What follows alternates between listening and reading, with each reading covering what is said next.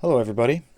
About a year ago, I posted a video about this wallet, and I think it's about time to give you guys an update on it. I've been using this wallet every single day and putting it through its paces, and I think that it's held up extremely well.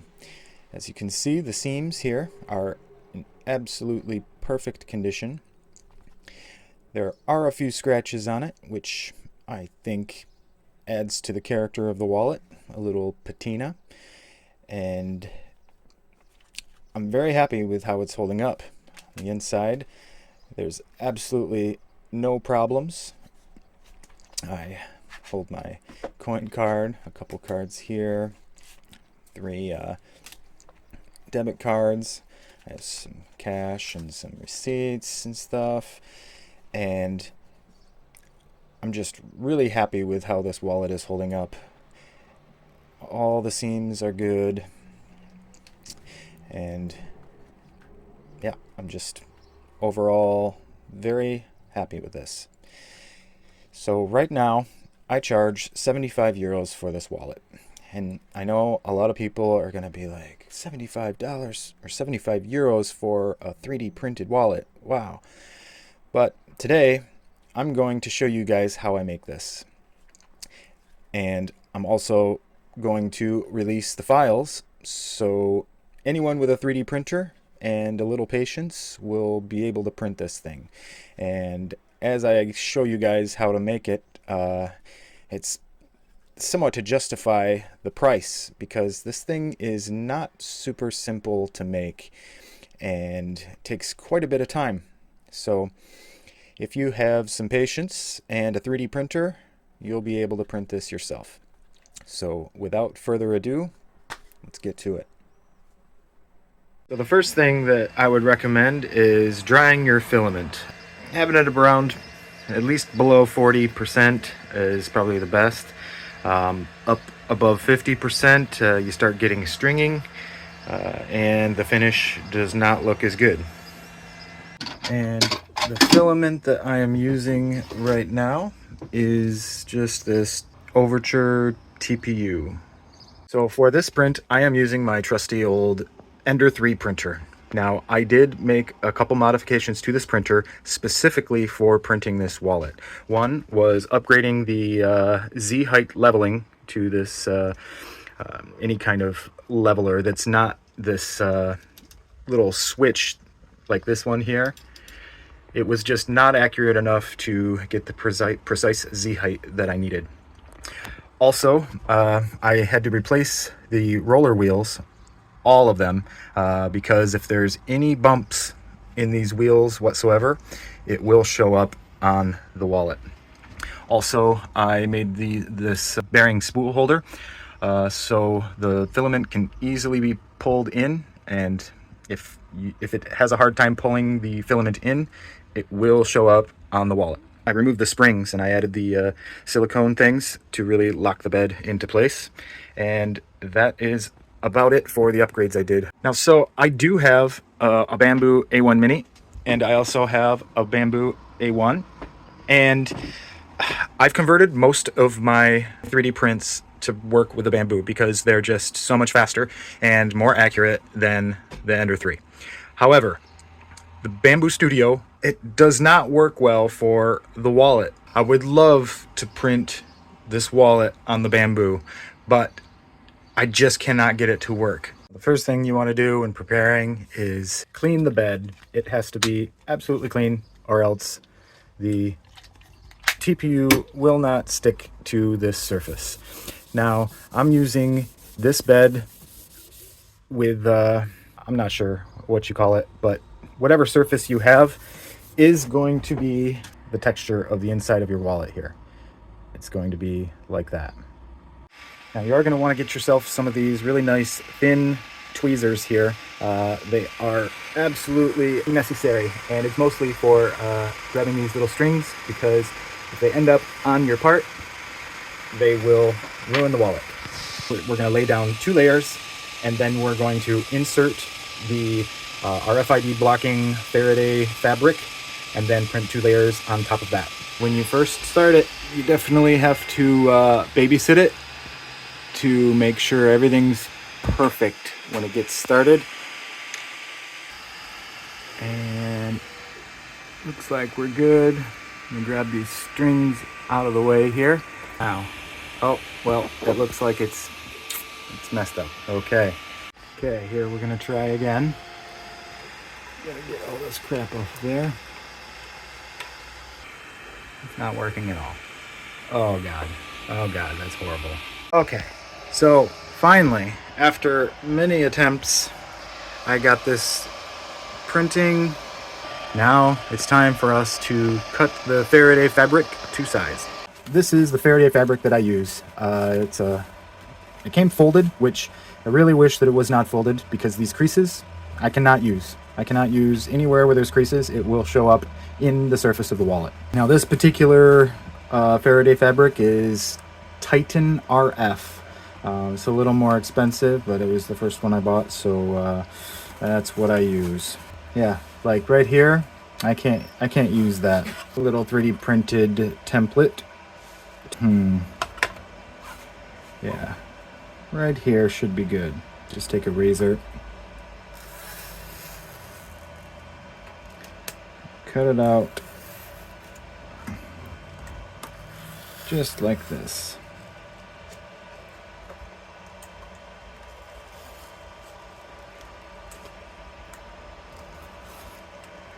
Okay.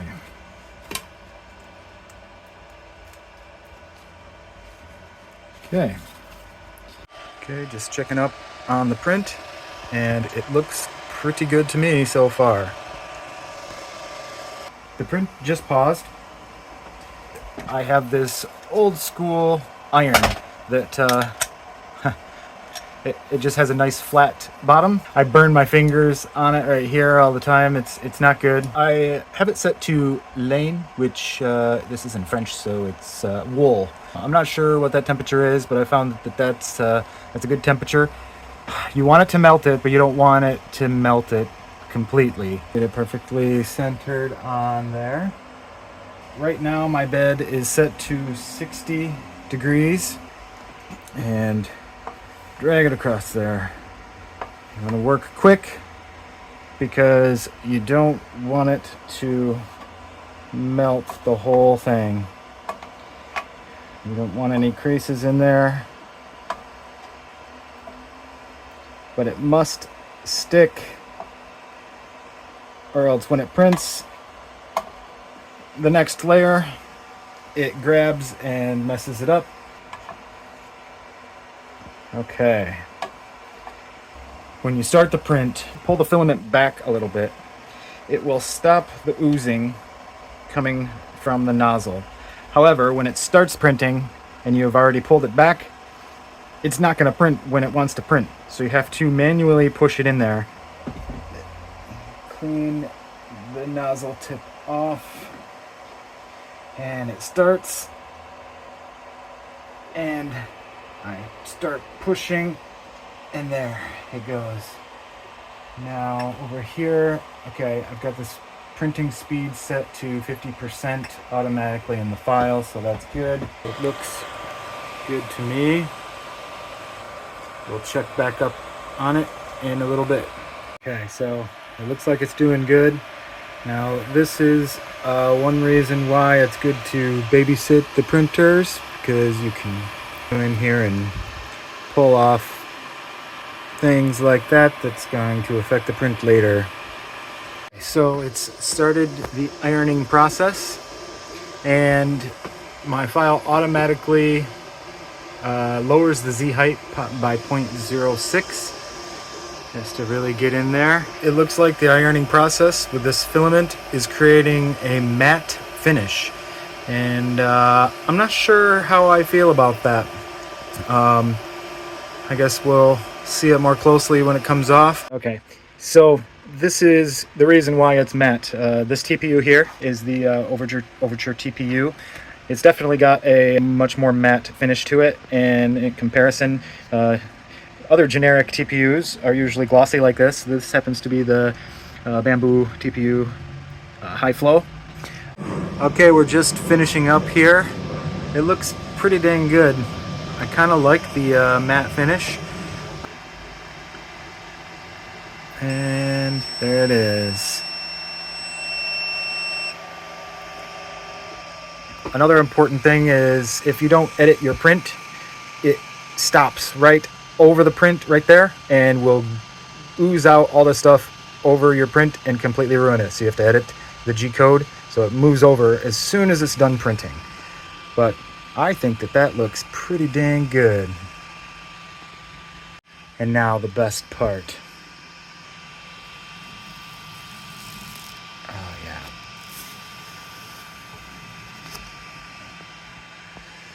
There it is. All right. Okay, so here is the finished back. I just have a little tiny part to clip off here.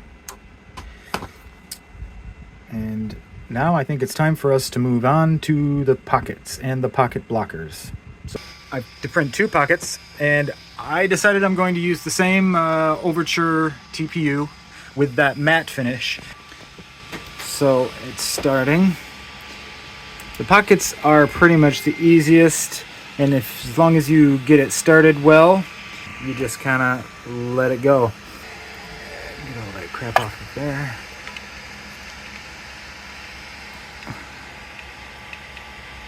Okay, starts printing. Okay, and it started with no problems, and it looks pretty good. Okay, we're good to go. Okay, we'll watch it transition to the ironing phase. There it goes. You can see that finish come out. Okay, so here's the first pocket. Yeah, looks pretty good. Now we're going to print one without branding. And here's the finishing of the second pocket.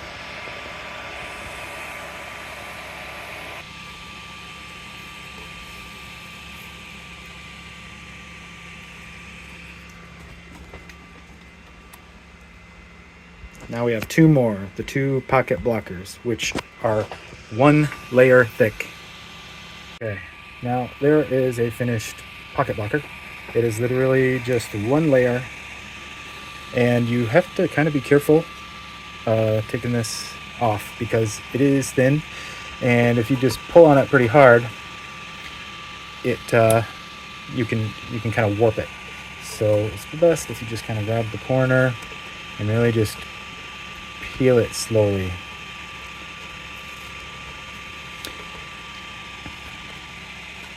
Now, see how I did deform that, but it's gonna be okay. Okay, so here's the second one. There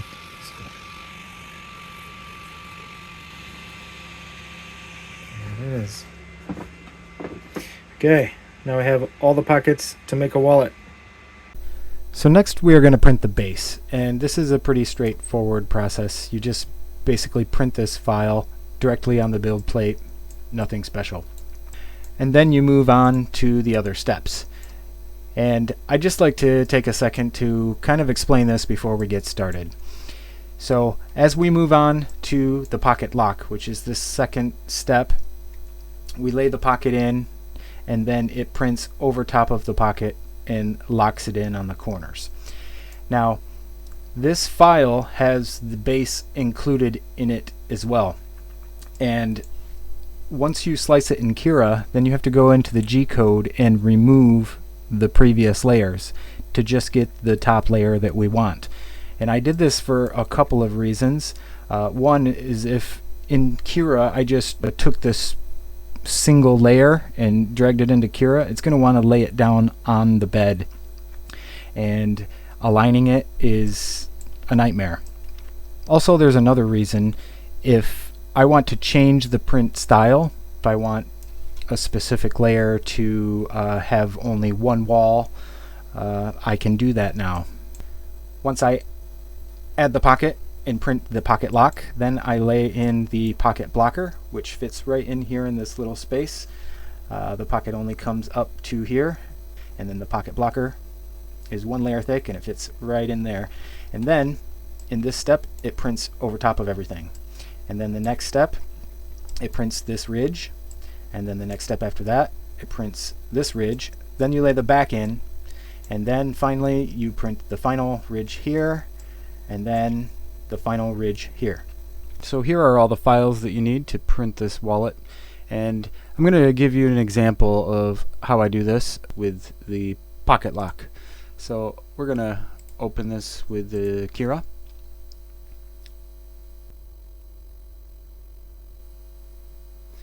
Okay, so the first thing that we're going to do is orient this in the correct position.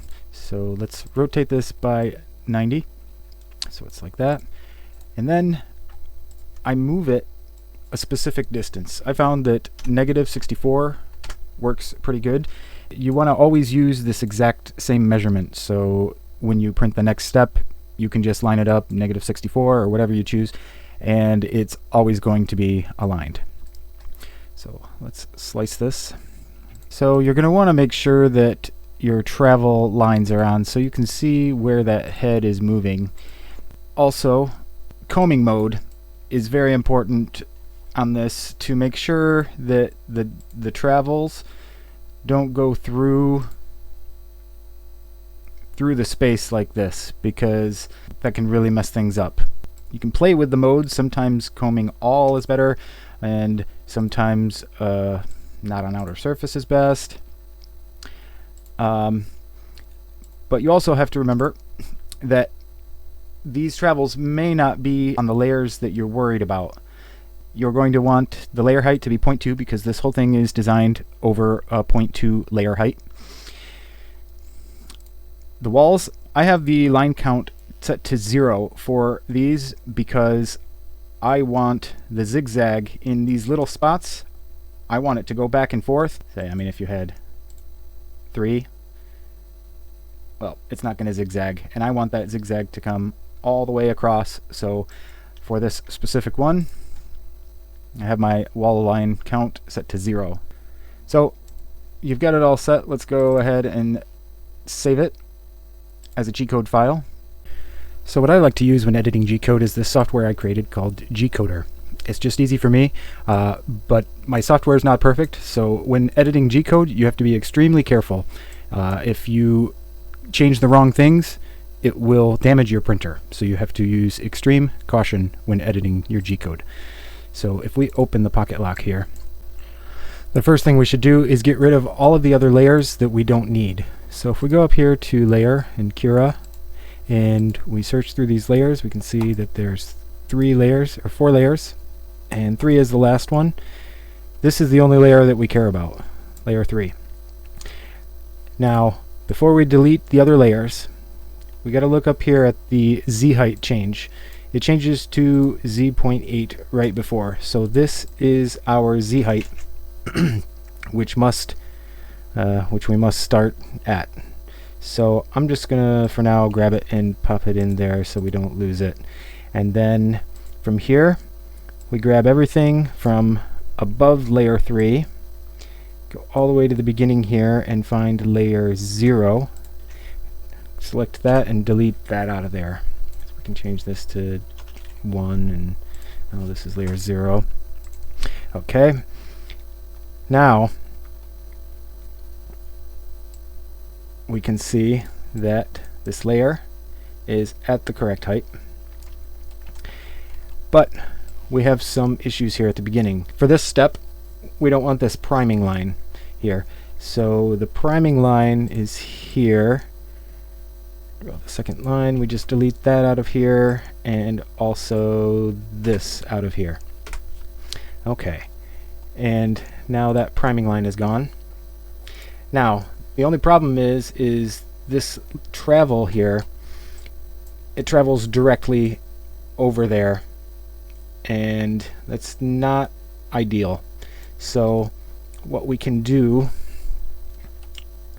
is, before this Z height change, we can say raise this up to with a travel of G0 Z10. we raise up 10 here. Wherever it starts, it's going to raise up 10, and then, well, we've got the Z height here. So we're going to remove the Z height from that first one. That just gets it to the start position. And then the next one, we're going to bring the Z height down. So it'll go up, and then it'll go over to it, lower down, and then start printing. And there we go. So we're set there. Now, after it prints this whole layer, there are some things that we need to do at the very end. Now let's zoom in here to the very end. It prints, and then when it's done printing, it does all of these things here, and it does some retractions. It does 2 different retractions, and these retractions take time, and meanwhile this nozzle is sitting on our print, and it makes a pool, or like a dimple, that is not desirable. So what I always do is I just remove these retractions, and then see what it does. And then, so here is the wipe out. It's supposed to just wipe out and move out of the print, but sometimes Cura wipes out the wrong way. It's pretty simple. You just go in here and you add a minus. So it's going to go x minus 5, and it wipes out, and that's all you need to do. So that's basically how it's done.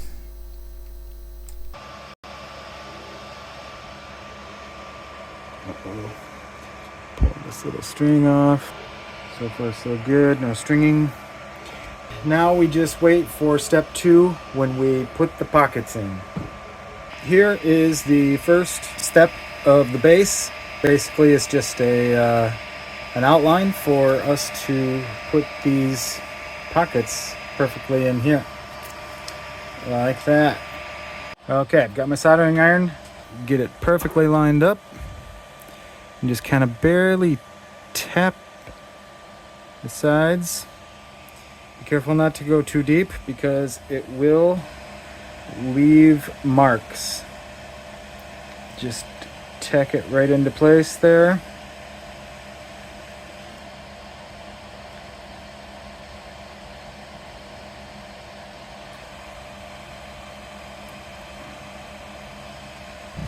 You don't want to tack along the top, because obviously that's where the pocket is going to be.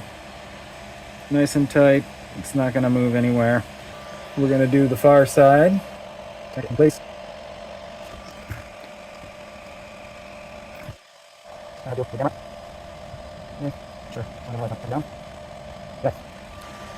That looks like it's in there pretty good.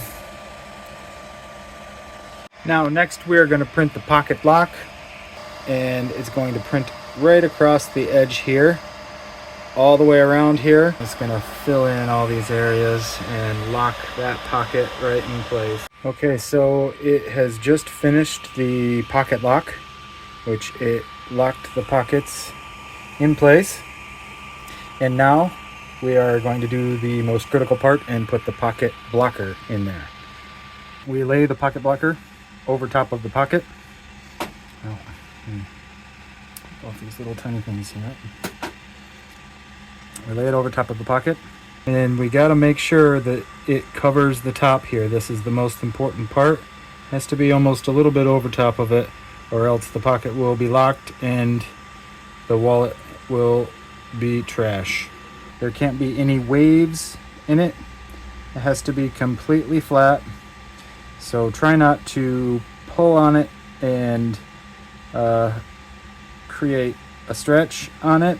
Otherwise, when it begins to print, it will deform and get caught and be ruined. And I really like to tack these down fairly often because of that warping that may take place Now it's very important that this lip here is not up at all. I mean, it's kind of up now. It makes me a little bit worried, but I think that is going to be okay because the nozzle comes right across here and it can easily catch.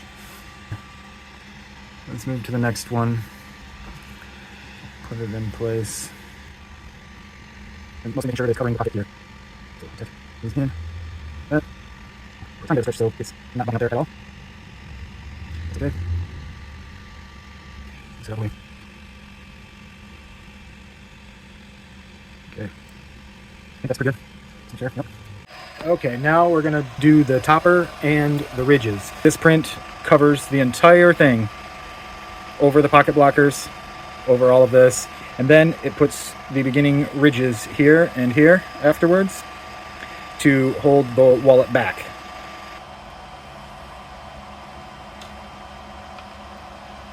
Pull off all of this, and then we'll make sure it gets going. Okay, and I'm gonna slow the print speed down to about 50%. Okay, so what's happening now is it's kind of bumping up a little bit, so I have this ruler that I put on it to press it down to make sure it doesn't catch. You don't always have to do this, but sometimes it just happens. We are getting a little bit of a warp on this part of the pocket here. I don't know if you can see that. Sometimes I just come in here and I lay my ruler in here and I just make sure that it's not going to catch, especially on the very first part right here, because if it catches, we are all done. Again, we're having a little bit of warping where the pocket is popping up, so I just go in and put this right there in order to keep it down.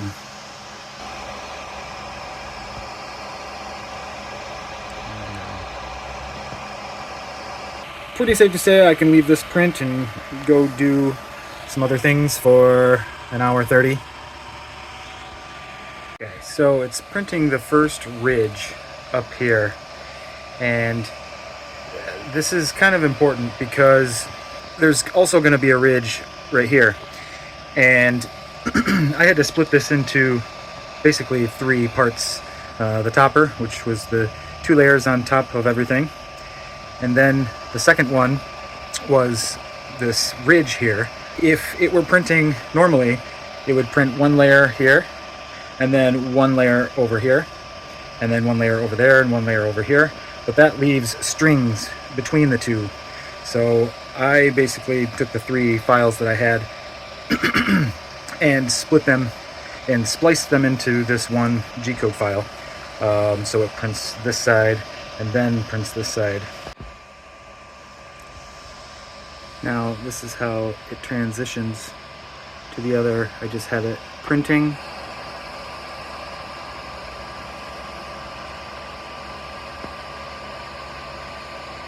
And then it moves right into it.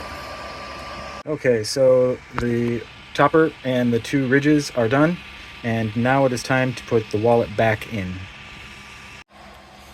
Let's clean this up.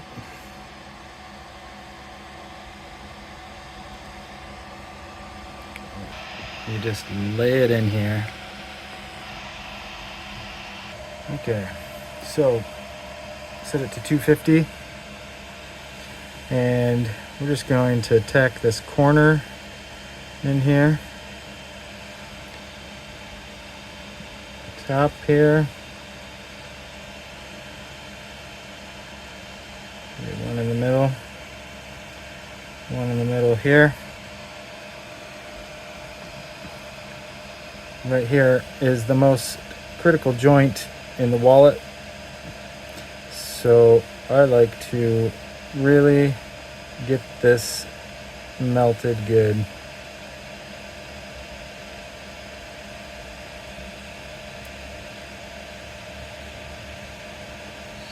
So that's nice and hooked in there.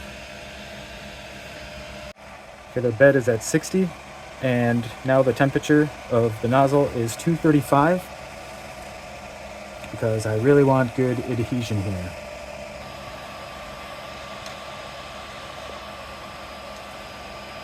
Clean this off one more time.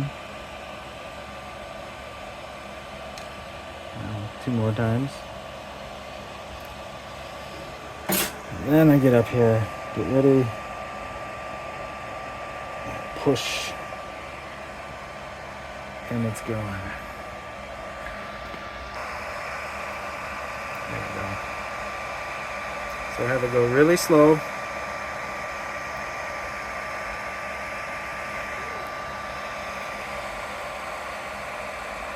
And it fills and bonds those two things together.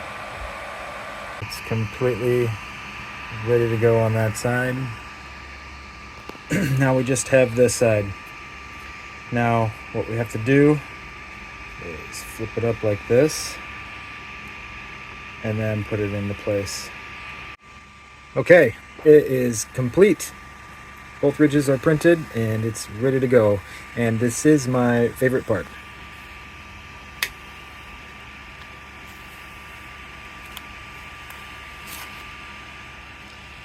There it is.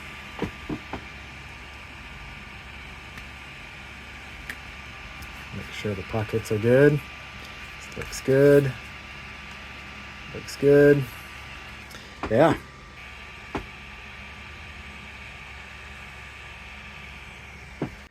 Okay, so overall I think that it turned out really good. There is, however, one little problem, and right here in the corner it's a little messed up. So would I be able to sell this? I don't know.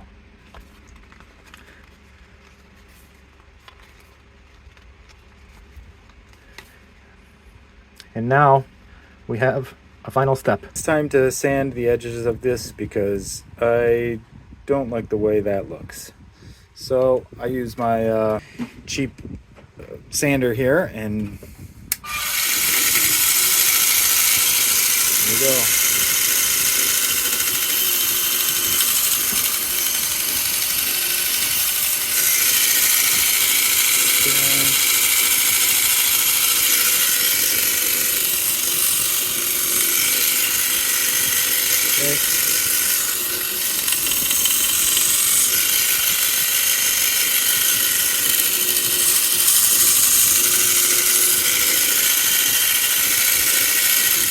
Now, you got to be careful not to go too far here because there's only so much space there. But yeah, I just try to get it nice and flat. We'll keep going.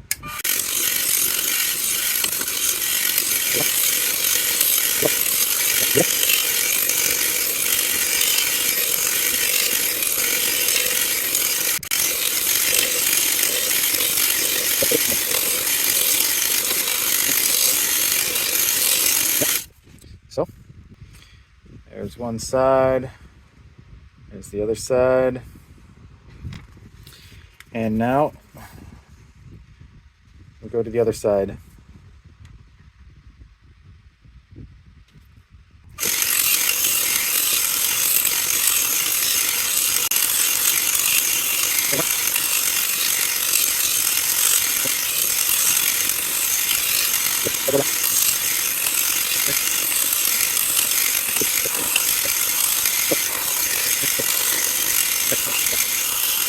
Okay, I just have a little bit more touch-up work to do with sandpaper, but then we should be good to go. So with that, this side. Okay. The corners here. Okay.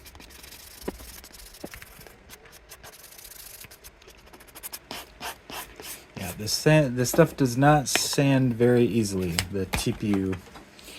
It is very abrasive resistance. Put a nice edge on here. This side. Okay. Okay.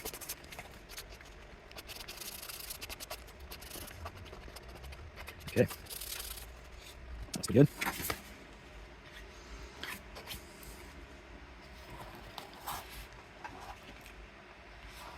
Yeah, I'm pretty happy with that.